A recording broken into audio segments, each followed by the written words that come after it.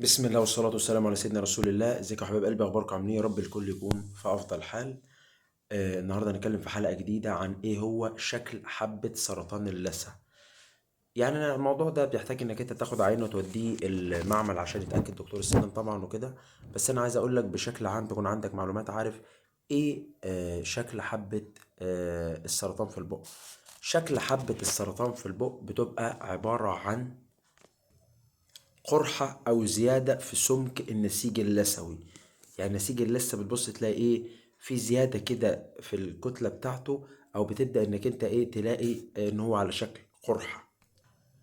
بتكون القرحة أو الكتلة دي شكلها يا إما أحمر يا إما بيضة، وساعات بتكون أغمق من لون اللثة، بتكون حمرا بس بتبقى أغمق من لون اللثة نفسها. تمام، طيب.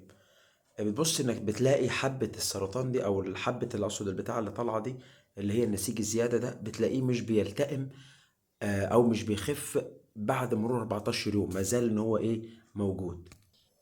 وتبدأ تحس بعدها بصعوبة وانت بتاكل الاكل.